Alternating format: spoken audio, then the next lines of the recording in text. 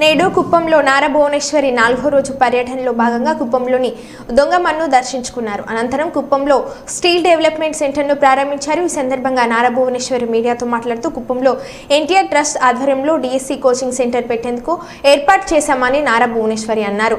NTR trust ఆధ్వర్యంలో మహిళలకు skill development సెంటర్ని ప్రారంభించిన భువనేశ్వరి మీడియా సమావేశంలో పాల్గొన్నారు. కుప్పంలో పేద విద్యార్థుల కోసం మంచి స్కూల్తో పాటు ఐఏఎస్ కోచింగ్ సెంటర్ను ఏర్పాటు చేసేందుకు చూస్తామని అన్నారు. కుప్పంలో మహిళా సాధికారత కోసం ఎన్టీఆర్ ట్రస్ట్ ఎల్లప్పుడూ అండగా ఉంటుందని, శిక్షణ పొందిన మహిళలకు స్థానిక గార్మెంట్లో ఉద్యోగ అవకాశాలు కల్పించేందుకు అన్ని విధాల సహాయ సహకారాలు అందిస్తామని భువనేశ్వరి అన్నారు.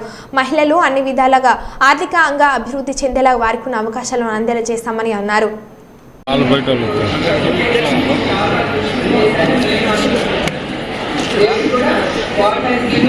ప్రతి ఒక్క మహిళకి ఈ కుటుంబేషిను మీకోసం మీ కాళ్ళ మీద నిలబడి ఒక 10 రూపాయలు ఎంతో కొంత మీరు సంపాదించుకోవడానికి ఈ మెషిన్ మా ట్రస్ట్ ద్వారా ఇప్పిస్తున్నాం.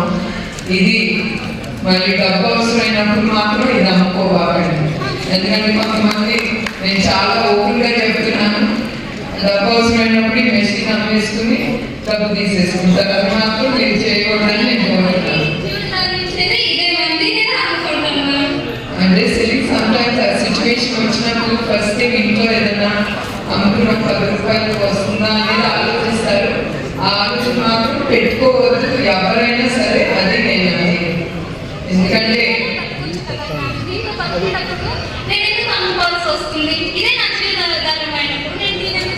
సో ఆ మాట మీద నువ్వు నిలబడాలి, అది నేను కోరేది. దీపం పథకం కింద, ఎందుకంటే ఆయన కూడా చూశారు, మహిళలు కట్ల పొయ్యి మీద అప్పుడు వంటలు చేసేవారు. చాలా ఆలోచించి ఆయన దీపం పథకం ఆయన ముందుకు తీసుకెళ్ళి తద్వారా దాని ద్వారా మహిళలు కూడా చాలా లబ్ధి పొందారు. అదే కాకుండా ఇప్పుడు కూడా 3 గ్యాస్ సిలిండర్లు ఫ్రీ ప్రతి కుటుంబానికి ఆయన అనౌన్స్ చేశారు.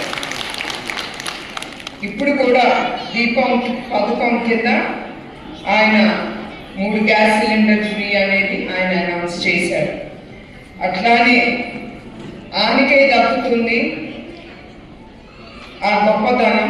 దళిత మహిళ ప్రతిభా భారతి గారిని ఏపీ అసెంబ్లీ స్పీకర్గా ఎన్నుకోవటం ఏనాడు అది జరగలేదు మన ఆంధ్ర రాష్ట్ర హిస్టరీలో. అట్లానే రాష్ట్ర పేదల కోసం లక్షలాది ఇళ్లన్నీ కట్టించి వాటికి మహిళ పేరిటిన ఇవ్వటం జరిగింది.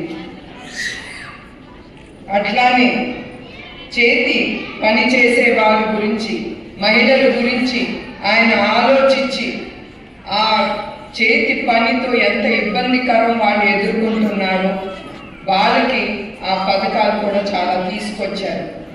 చంద్రబాబు నాయుడు గారి గురించి చెప్పాలంటే ఆయన ప్రతి ఒక్క వర్గాన్ని గురించి చాలా డెప్త్గా ఆలోచించి వాళ్ళు ఏమి కష్టాలు పడుతున్నారో ఆ వర్గం